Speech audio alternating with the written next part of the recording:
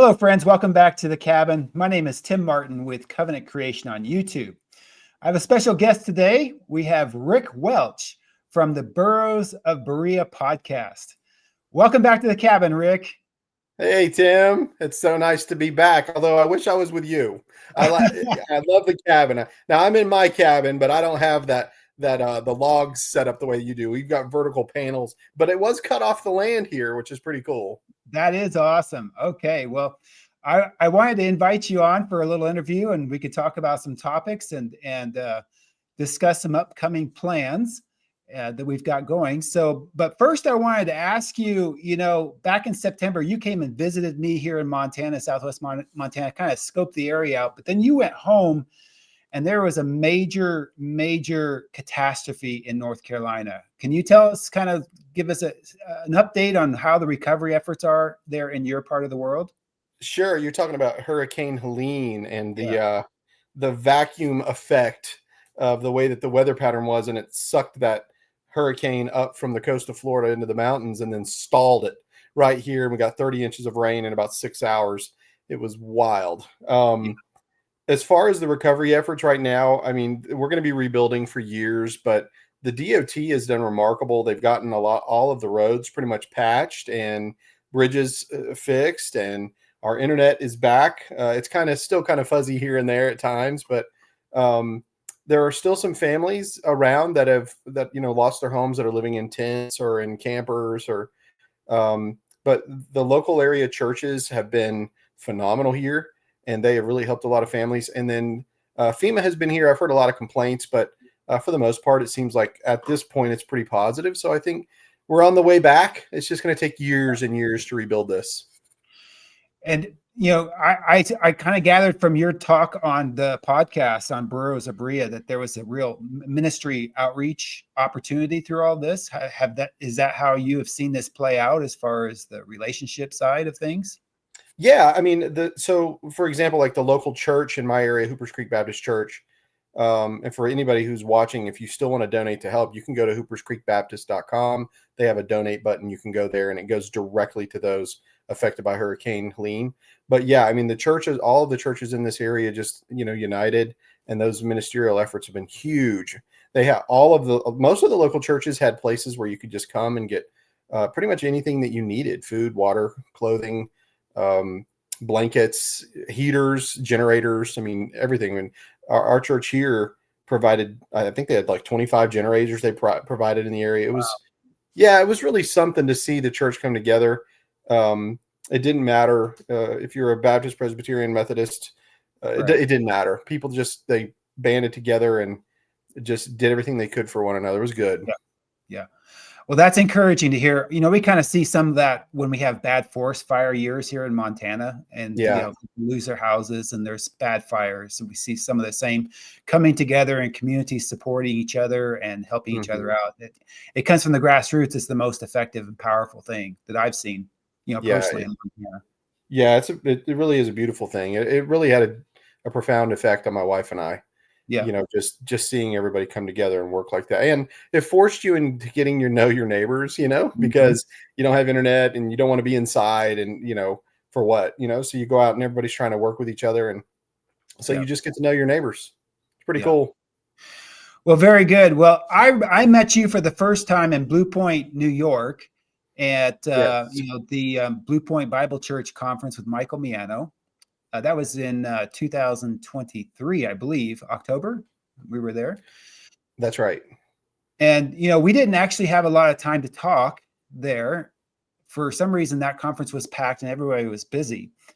But then we got to spend some more time together in St. Louis this last August at the conference in St. Louis, the Ask the Pastor conference with Steve Magua. And we got to sit down and have some really interesting conversations at that conference, if you remember those things. What I remember the most is coming out of I get up very early anyway. And so I get up really early. And of course, I think I'm the only one. I look online and I see that Starbucks is open. I'm like, oh, how awesome. I think they opened at like 5:30 in the morning. And so I got up and I get off the elevator, and guess who comes? There you are. You're standing there. And so we walked down and go have some coffee. And we had a great conversation that morning.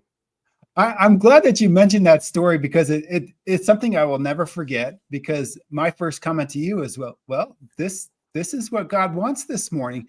And if I told you the background of why I was coming down the hallway that early in the morning, it was a God thing because there are R-rated things going in the next door room that woke all of us up in the Oh room. boy. Wow. So I decided, I'm just not going to stay here because the Lord doesn't want me in this room right now. And I literally walked past the elevator as the doors were opening and Rick Welch walks out. Yeah. A more PG-13 rated kind of guy. Hey, God works in mysterious ways, man. For sure. So that's the other side of that story. I don't think I ever got to that part when we were talking because we were off down to the races in that conversation. So yeah, it was a great. I really enjoyed that. It was a couple of things we talked about just mind blowing. However, then we continued on through that conference, and it was just like rapid fire information coming. It was hard to take it all in. But Steve Magua's conference was awesome. I enjoyed that conference a lot. Yes, it was a fantastic time and just overload of great material. Exactly. It was. Yeah, it really was. So, but anyway, I had been talking with Steve Magua even before the conference about some ideas for 2025. Mm-hmm. And I think I had mentioned to you and a couple other people that there was this seed idea that was being discussed about having a Montana conference in 2025. Mm-hmm. And, that's Steve's baby with the Ask the Pastor conference. He's truck driven through the highways and stuff, but he's never spent any time in Montana. So I invited him and you, and I actually invited a couple other people too that didn't actually work out, but to come out to Montana and just sort of explore the option of having a Montana Eschatology conference in 2025 in the summertime. Mm-hmm. And, tell me what you thought about that, because we scoped the area out and then we decided we'd pull the trigger on it. What did you think about the whole thing? Look, when I landed in Bozeman, when I get off in that little airport, and I get out and you guys pick me up and we start driving, I immediately feel like I'm in A River Runs Through It, like I'm looking at and I loved that film. And so all of a sudden I was in the movie scene, as we're driving through it, I'm like, what is going on? This is really beautiful. And of course, I think there have been some fires, so it had blocked some of it, but it was still just absolutely stunning. And I was like, man, this place is beautiful. And one thing I did notice about our trip is that everything is like far apart, like you're not just going to go up the street. I mean, you're going to go, it's an hour, we're going to go an hour down the road, but it was stunning. And I couldn't believe it, like it's just something that I saw on television all the time, or like the Yellowstone show, which I don't watch Yellowstone, but I've seen some of the images from it. Right. And so I was like, man, this place really is beautiful. And I know a lot, I'd never been to Yellowstone. And I still haven't, by the way. I'm going to go in July when I'm there for sure. I'm going to spend a couple days there, but I just wanted, just to experience it. And then when you took us on that drive, I think it was the next day we got there. I can't remember when it was, maybe that afternoon, to show us the venue that you had in mind, which is the venue I think you selected, the Copper K Barn. Yep, Copper K Barn. We're all set. Yeah, but when we went on that drive, like, we stopped just on the side of the road, and there's the river bend and the far, you could see the landscape in the mountains. I think it's the Tobacco Root Mountains that were behind us. Tobacco Root. And then, and then the hot springs that were right there on the way. And I was like, man, this is incredible. It's just like right in your backyard. So I think whoever comes to this conference, I like the way that you have it set up, because this is an opportunity to actually get out. You can fellowship, and it's not going to be like inundated with data, and you can fellowship with everybody and visit, have a vacation, and really see one of the most beautiful places on the planet. I mean, it's just something else. Right. Yeah, and it's been discovered, in the last few years. I think A River Runs Through It, that film with Brad Pitt, kind of kicked off a lot of the growth here.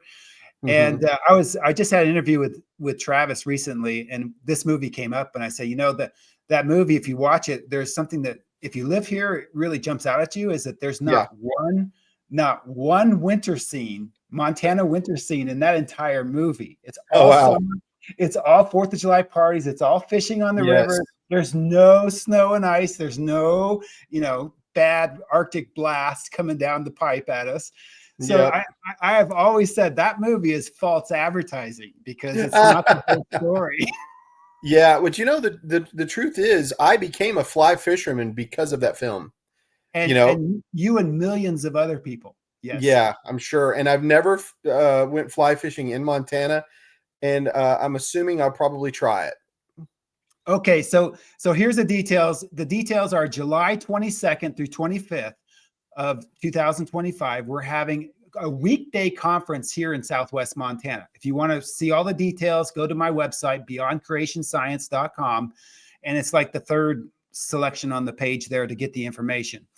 And what we're offering is basically a destination conference, sort of a vacation type of combined conference vacation idea, to where people can come into Montana and we're going to be free for the days, but then we'll have an evening meal together, probably around 5 o'clock.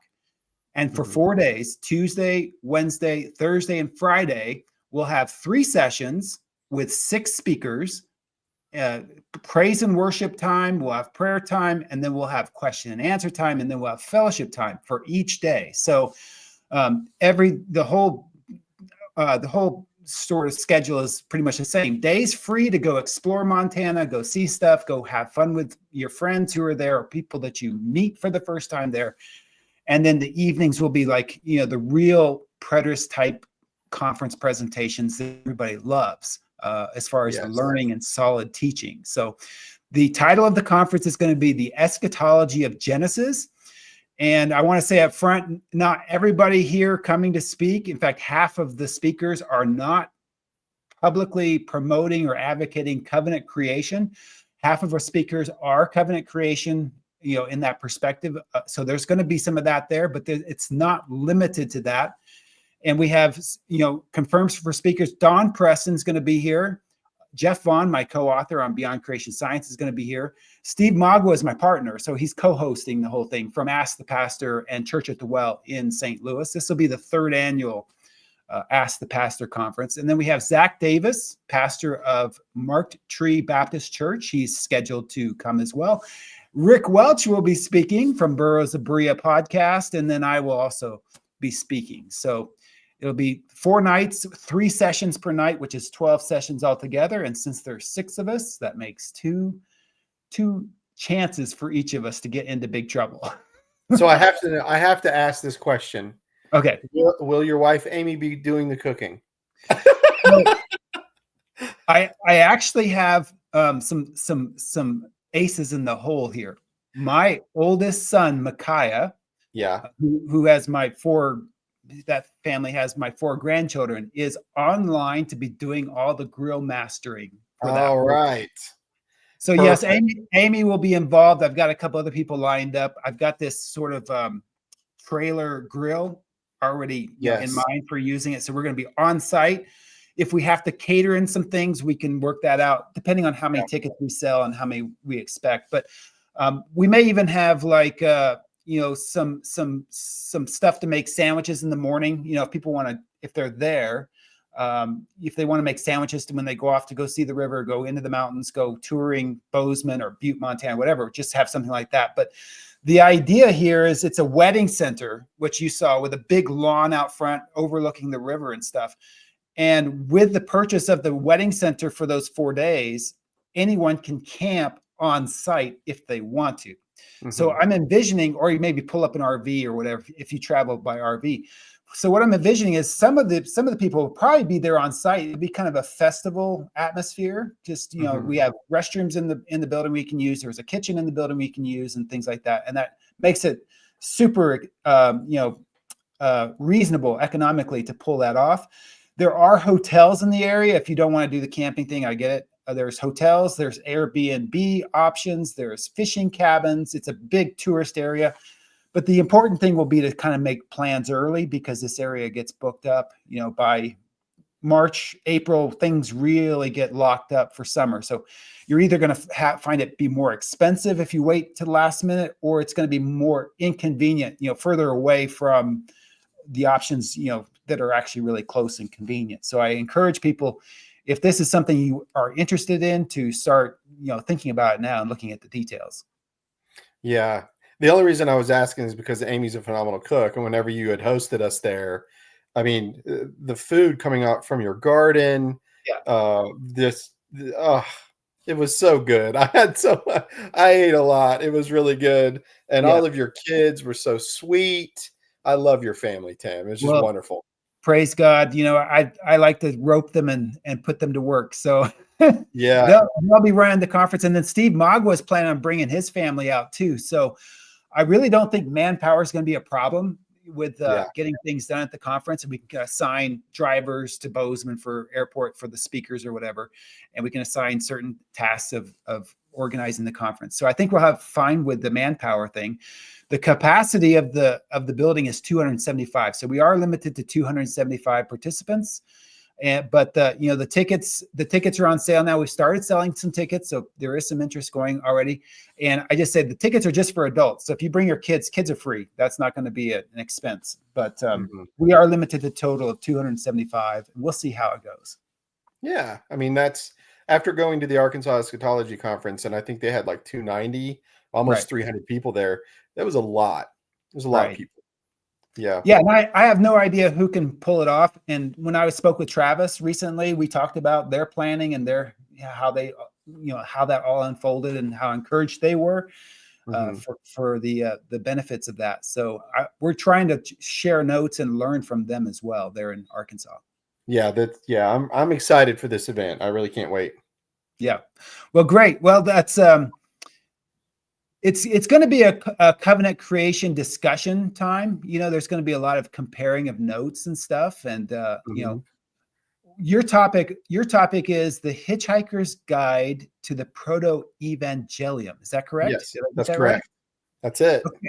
So give us a little teaser here, a little preview. What are you thinking in this direction here? Because this is intriguing. You have the most creative title, I think.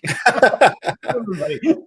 Well, one of the things that always intrigued me back whenever I was a dispensationalist even was the Proto-Evangelium and what that looks like through Scripture. When I was growing up, we always heard about the scarlet thread of redemption. I'm sure you're familiar with that. Yeah. But to see how God said to the serpent, I'm going to put enmity, between your seed and her seed, and how that plays out through Scripture until we get to the eschaton, to the end, when all of these things culminate. And what I want to do is I'm going to take you in reverse, and I'm going to tell the story from the eschaton back. And the reason why, and this actually it comes from you, Tim, it's what really started me thinking about it, is that every eschatology must have a protology. Right. And so if that's the case, and every time we study, we always end up going back to Genesis, always, because that's where it all began. And so I really want to drive home the first gospel, that gospel message that was a promise made, and it was to the enemy to let him know what's coming, and how the church in the first century heard this, when, very soon Satan will be crushed under your feet. And that goes back and just getting to that end. And it was when I finally understood this eschatology, the full preterist eschatology, it made the Scripture so beautiful to me, Tim. It just, instead of it being verbal gymnastics and always being in a state of confusion, I saw this beautiful completion and how Christ did exactly what he said he was going to do, and how God honored that promise and completed it. It's it's powerful. And so the Hitchhiker's Guide is we're gonna take a trip. I'm gonna take you on a trip through time. I think that's great. I'm looking forward to that particular presentation. And what you say about the eschatology aspect of being rooted in Genesis is not even controversial. That's traditional Christian theology has been saying that for thousands of years. Absolutely. This whole full preterism thing creates another wrinkle to it, because we're looking at the end quite differently as covenant related in some way. Mm-hmm. So obviously that brings a whole new dimension into it that sort of upends some traditional ideas of Genesis, and particularly creation and fall. But even even if you look at the beginning of the protology as starting with Abraham, or with even later with Moses, then you're still forced to get back into Genesis. And some have said, well, maybe it's after Noah's flood. That's where the beginning of, Noah's flood is the end of a world, and then we have a new world with Noah being established. So you're still talking about the eschatology of Genesis. The real question is sort of like, where is the origin of this old covenant creation that we're really seeing at the center of New Testament prophetic writings? Yes. So this conference, people, I think there's some angst about, covenant creation's doing, this big conference out there in Montana, and, it's going to ruin preterism or whatever. Well, in the bigger context, what we're doing is very, very well established. We're just comparing notes and looking into it. That was my goal with inviting you, with inviting other people like Don Preston, who does not associate himself with covenant creation, does not promote that.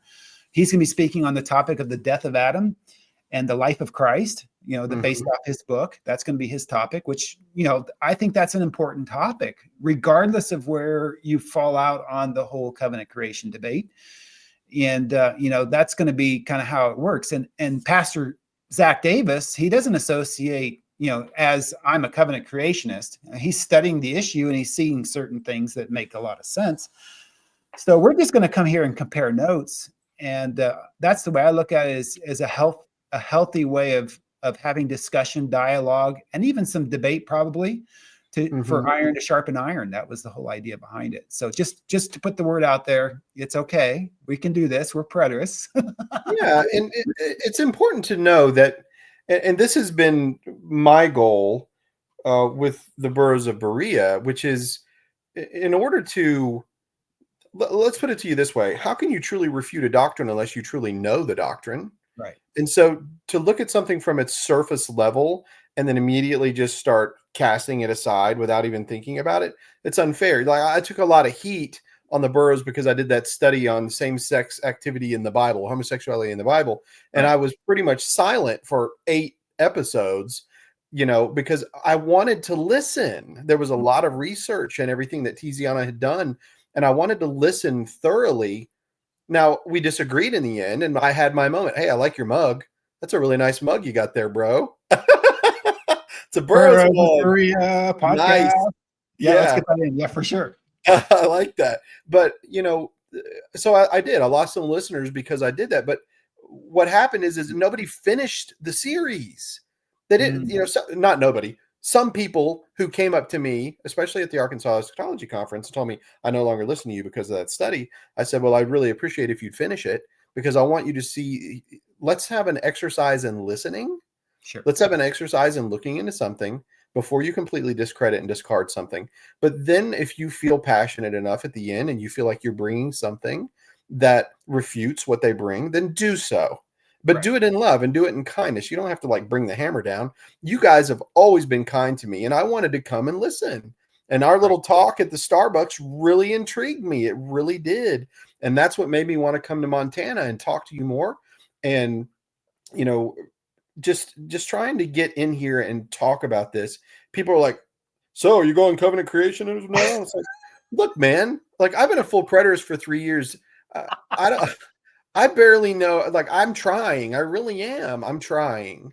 But, I've got a lot to work. I understand some of these doctrines. What I do know is that the full preterist paradigm and the worldview is beautiful. And I love that. But, how I take that back to the beginning, every time we study, we go back to Genesis. Right. So I do want to compare notes, and I do want to ask questions. Well, that's all we're asking of our critics, because we've had critics from 2001, and the very first time I put out a basic pamphlet about Noah's flood in covenant context as a local event, parallel to the Great Tribulation, which we understand in a covenant context with Israel, the first century world, etc. Sure. So we've dealt with critics for a long time, and I've only asked that they actually spend the time to think through what we're doing and the details that we lay out and criticize it in a biblical context, because at some point here, there's a little bit of hypocrisy that I want to address, because we as full preterists deal with futurists who dismiss us as crazy, right? Yes. And they get all the details wrong about what full preterism is, and they slander it and they reduce it to absurdity in their own minds because they don't understand the details. Now, we're living in that context as full preterists, and I just see from my perspective, it's like, well, we don't like it when other people do that to us as full preterists, but I've seen covenant creation slandered as bad or worse from within the preterist community than futurists do to full preterism that we complain about. So I don't think you can complain about that slipshod method when it comes to futurists examining full preterism, and then go and engage in that very same act of misrepresentation, not understanding the details of what we're saying, and then, basically condemning this whole approach, to lies of Satan or whatever. Right. Whatever. It's out of control. So I just lay that on the table, let people do what they want. People are going to do what they want anyway. Nothing I can do about it. But that's what I want to talk. Yeah, I mean, that's, for example, I'll give you a really quick example. Steve Magua did something on Satan as a man not too long ago, and I'm looking at it, and I haven't even got a chance to watch it. Yet. But the first thing that comes to mind is like, okay, I can't go there right now. Like, I've got so much going on right now. I can't even go there. I want to give it some time. And if it's a Steve Magua video, it's probably going to be 8.5 to 25 hours. And so I'm going to have to really dig in. I love you, Steve. You know what I'm saying? And so I'm thinking to myself, I know he's not saying this just willy-nilly. Right. I already know that. He's going to be bringing something, right. And I've been hearing things like they're not animals on the ark. These are things you got to understand. I was raised in an atheist home and then went to church and, on a bus ministry. And I was taught that these were animals and that thorns were actual thorns and thistles and things like that. And I keep hearing these things coming from covenant creation, but I had to stop and just say to myself, okay, before I just slough this off, I'm going to at least listen and we'll compare. I just got to hear it. I got to hear it. I've seen Satan as a spiritual being my entire life. Right. And then to see this provocative title, Satan is a man, it kind of sets you off. It does. But I'm going to stop and say, I know he's not coming willy-nilly.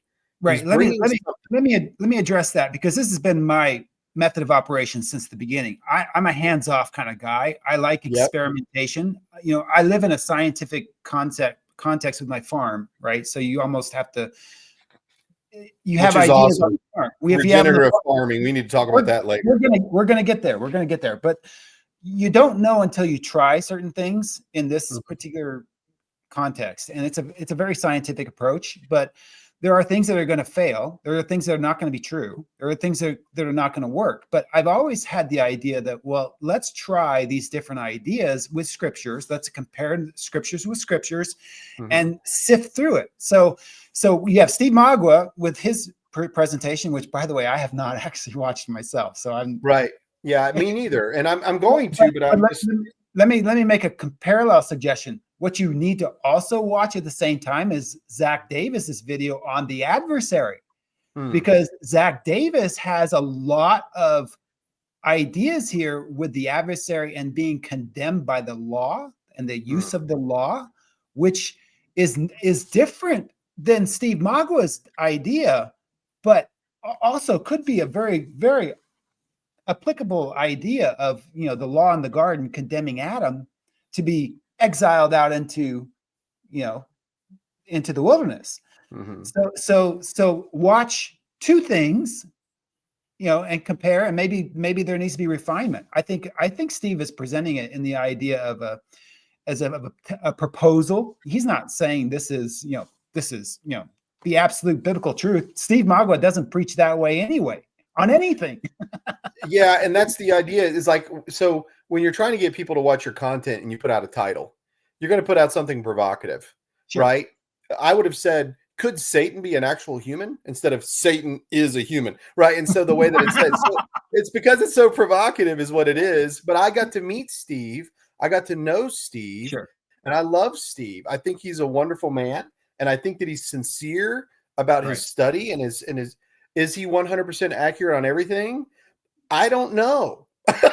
But I'm going to bet you probably not. And neither am I, and neither are you. We all have a lot to go, right? It's okay. I have just in the couple of years that I've known Steve, we'll get to this, but I've seen him change his mind on lots of things and then say, I repent. I don't believe that anymore. Just in public, and I respect that because, too. That's a good teacher. He starts off going after it, and then he's, if he comes to a later understanding, that's a deeper understanding that shows the mistake that he made, he'll as publicly just declare it right there and say, hey, just ignore that from now on, because this is a better way of understanding God's word.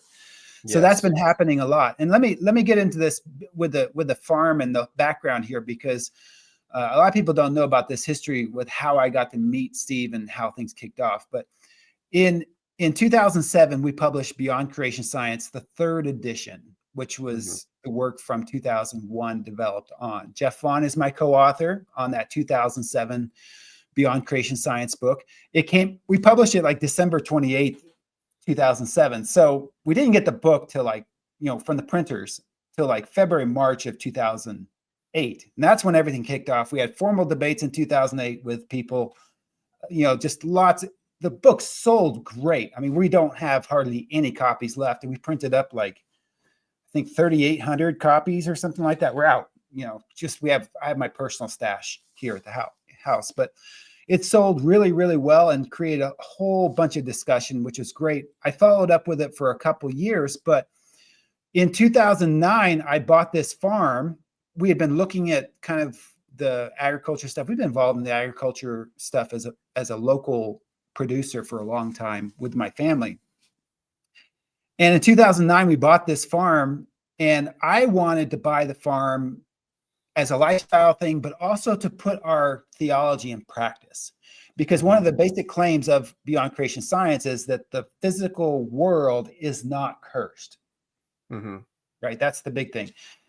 And there's a whole movement in agriculture that's kind of based off of that idea that the problems in agriculture and the problems of food production that we're seeing are a wrong paradigm or a wrong worldview that we bring to agriculture, that we have to fight the earth because the earth is cursed, right? And you have to kill everything that gets in your way of producing, like use pesticides to kill all the bugs, use synthetic fertilizer to create health and fertility in the ground because it's not there, right?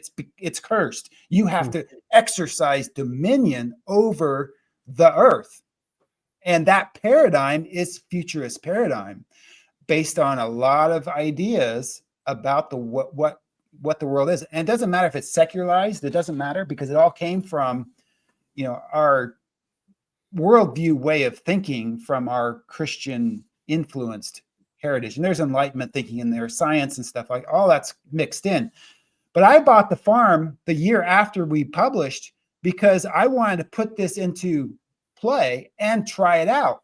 And the technical term for this different way of agriculture is called regenerative agriculture, as opposed to conventional agriculture, which is, the way everybody does everything.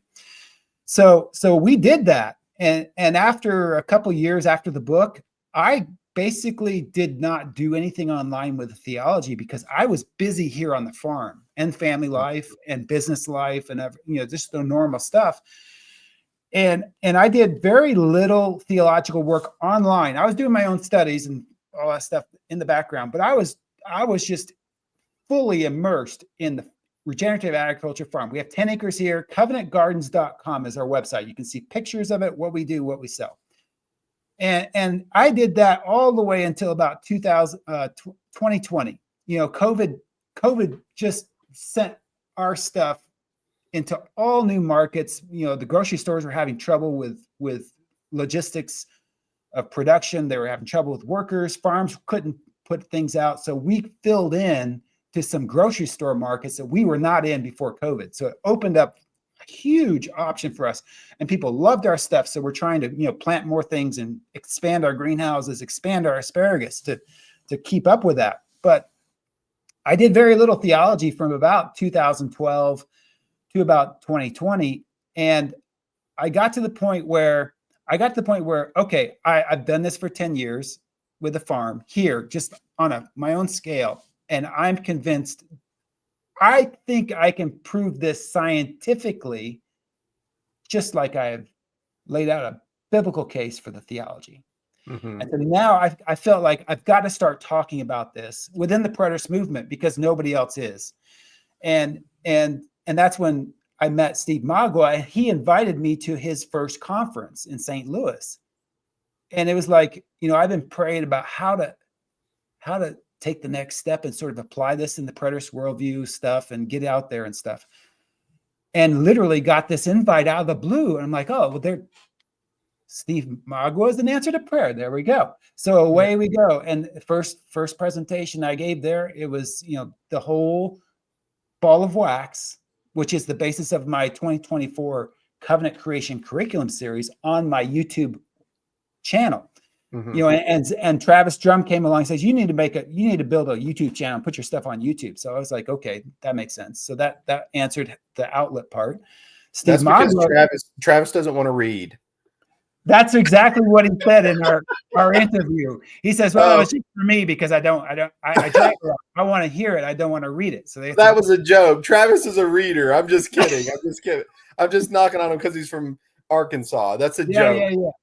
So away we go. And so now the idea with coming back into the theological arena online, especially, because that's where full preterism is fermenting, right? This is where the ideas are going on. Conferences, online relationships, stuff like that.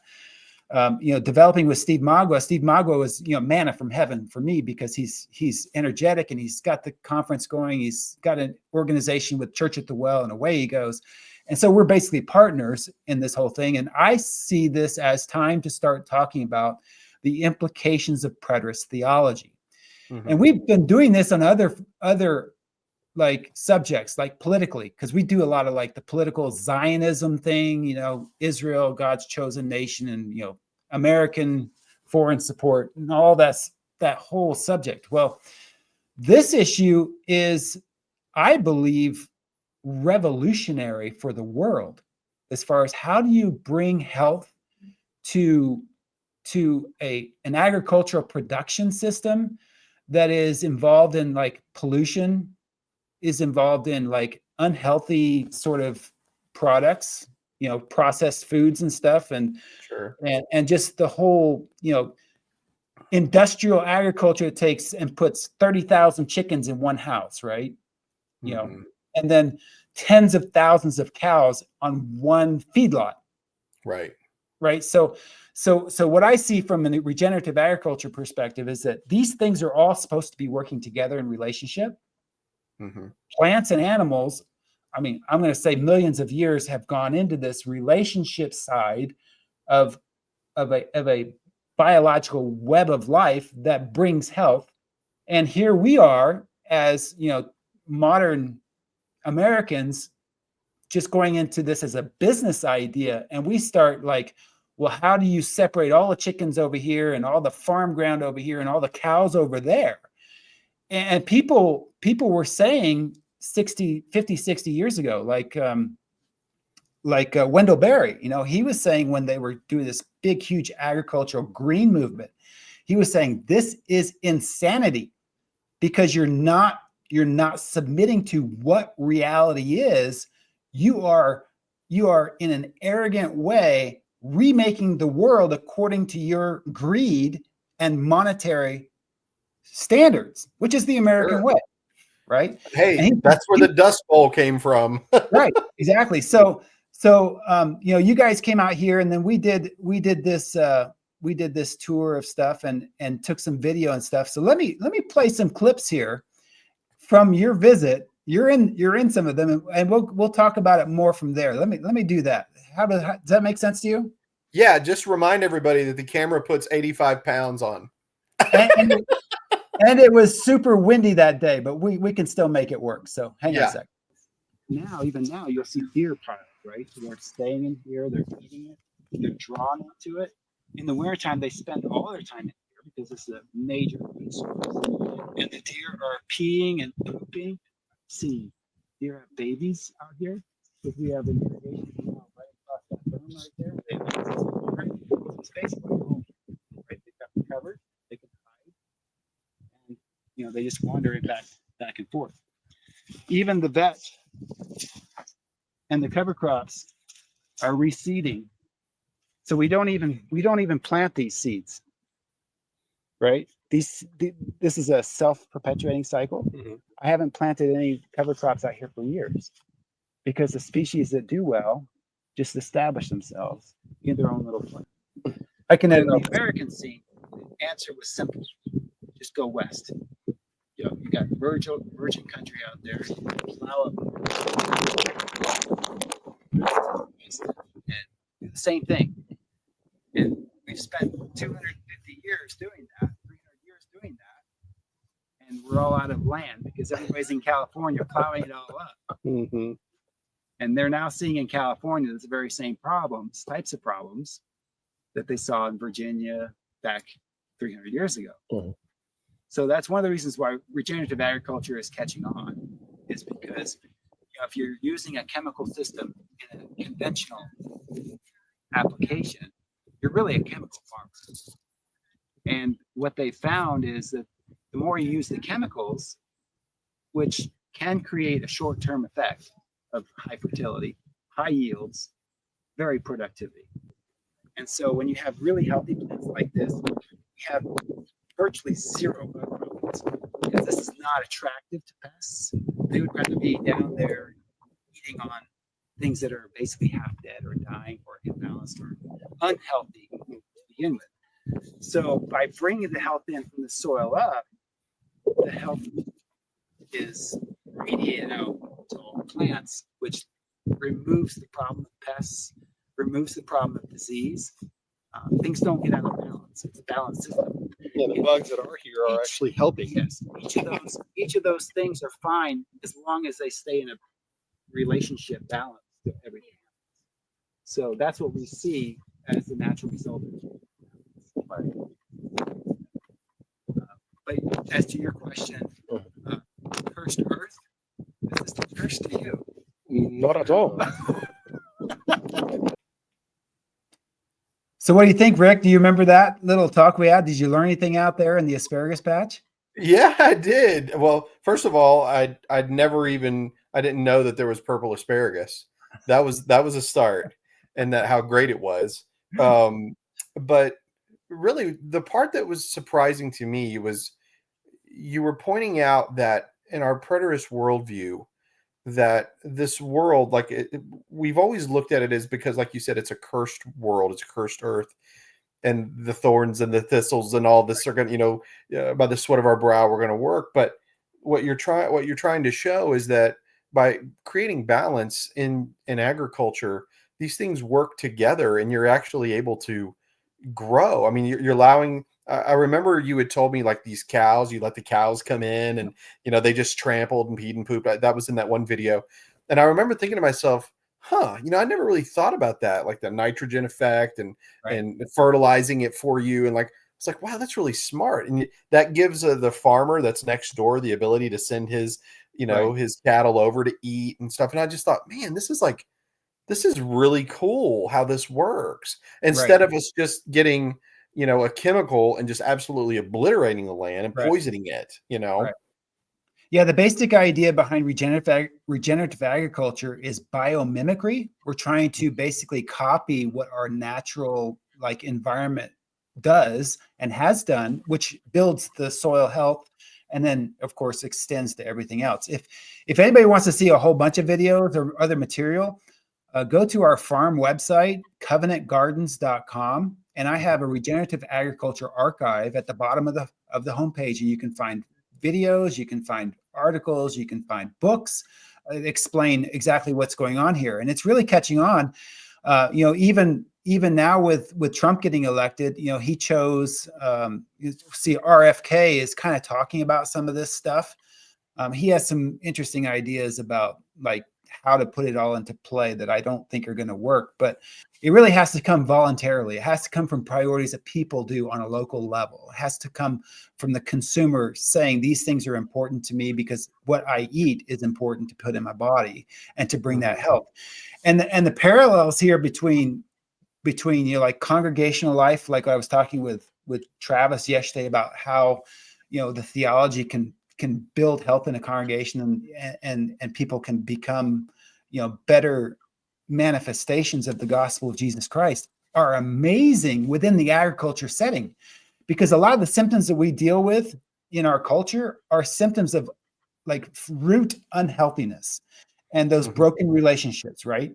Bad family relationships, and people are looking at substances as that substitute for health to sort of cope with the problems that they have. So the lessons are phenomenal, and we have the theology that explains why it works and why this is really the future, how we can bring healing to the nations, right? That vision of Revelation 21 and 22, the tree of life, bring healing to the nations, is us in Christ, extending the body of Christ. We are his feet, his hands, his eyes, everything else here on earth, doing all of this stuff. And I'm just really excited about the regenerative agriculture stuff. So, put that out there. If you come to Montana, you can come tour Covenant Gardens as well. We're going to be showing people off, the kind of what we do here, and the gorgeous environment that we work in, which I believe is totally redemptive in very deep theological senses. So yeah, that's one of the things that I was impressed the most about at Covenant Gardens, was that there was so much thought put into it, but it was faith-based. It's what you believed. It's what you truly believed, and you're putting it into practice every single day. And I thought, this is phenomenal. Yeah, I hope those that come will actually spend some time and go to Covenant Gardens. Well, where will the purple asparagus be in July? Will it have already been cut? It'll be similar, just exactly what it was like when you were here. That's kind of our grow season. We always are growing for next year with the asparagus, and I explained all of that. But the whole farm to me is just an outworking of the theology and ministry. It's an outlet for us. We invite people who are like-minded to come and participate with us, learn from what we're doing. We have a whole group of people, like a core group of people, that at our peak season, when we need a little bit of help, they come help, and we talk.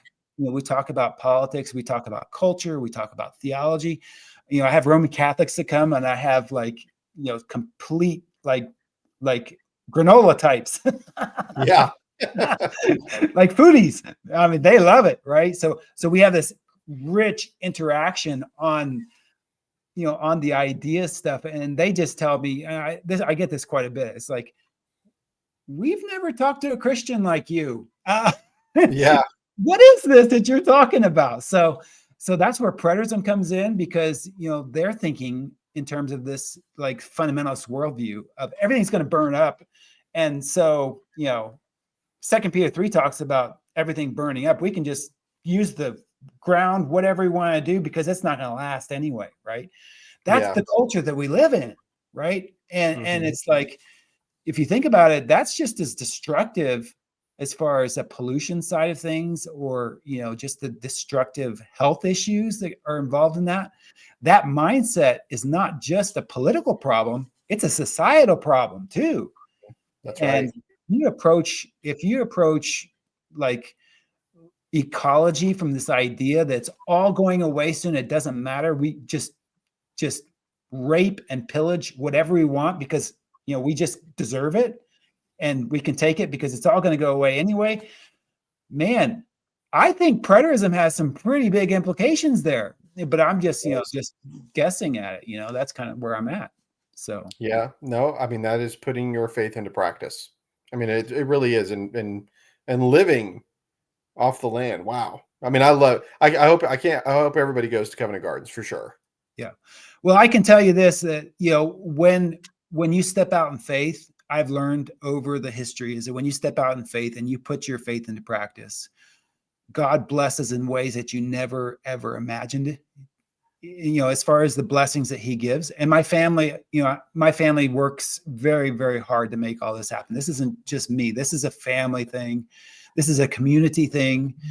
This is just the idea of working together with people to look at healthy solutions to real world problems.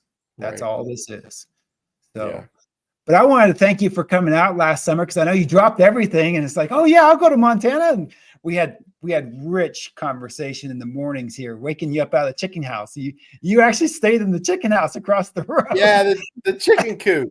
That's exactly right. Yeah.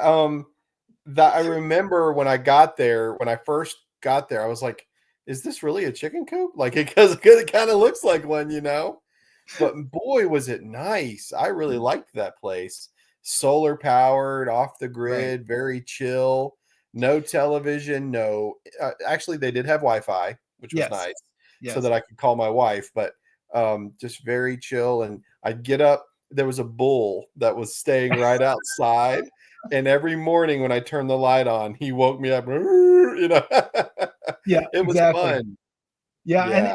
And that was one of the things that I was really enjoying in the time that you were here, is that I kind of lost my train of thought there, but the idea of having you here and just showing you around and then talking about the conference was setting up for next year. And you're planning on bringing your wife? Is that the plan? Yes. Yeah. Holly will be, she'll be coming with me. I'm also trying to get my mother-in-law and father-in-law to come too, because my mother-in-law has always wanted to go to Montana. So I told her, I'll get you a ticket and I'll fly you up if you want to come. So I'm going to try to bring them with us. Well, let's see how it develops. And I would say to anybody listening, if you want to hear podcast episodes that were recorded here, I've got them on this channel in a playlist called Montan Wild. I'll put a link in the description from when you were here. We did all those recordings and stuff. It's like a mini series that you did with Steve Magua, the wives. You talked with me about my background and my theological perspective as well. So there was a very fruitful time here that is available for anybody that wants to dive in and see. And my website, covenantgardens.com, is our farm website. And if you want to go to Theology, that's beyondcreationscience.com site. So they're parallel in a lot of ways, but I'm working with different communities here and trying to bring them together to sort of cross-fertilize and see what comes out of it. So I really hope you guys will make the effort. It will be a great vacation and a lot of fun and fellowship. Well, you have anything else to add, Rick? Here, as we're getting kind of close to the end of our time for this episode of interviews. Just thanks for having me on. I mean, I really appreciate everything that you're doing, Tim, and you've always been so kind to me. Even if I disagree with you, you've been always very kind, and I'm thankful for our relationship. I look forward for it to grow and to meet a whole bunch of people. I hope a lot of people will come and meet your family. They just got to know how great the Martin family is. Wonderful family, man. I love it up there. We are blessed, and I thank you as well with the ministry you're working on with the congregation there in North Carolina. Is that Hoopers? What was the name of that? Hoopers Creek Baptist Church. Yes. That is where my wife and I attend church here. It is a full-on futurist dispensational church that has an absolute love for God and working in the community, and we're thankful for that. And we're all traveling in the journey of learning who Christ is together. So everybody's at different points on that whole thing. So that's exactly right. It makes sense to me that all works out just fine in the long run. So yeah.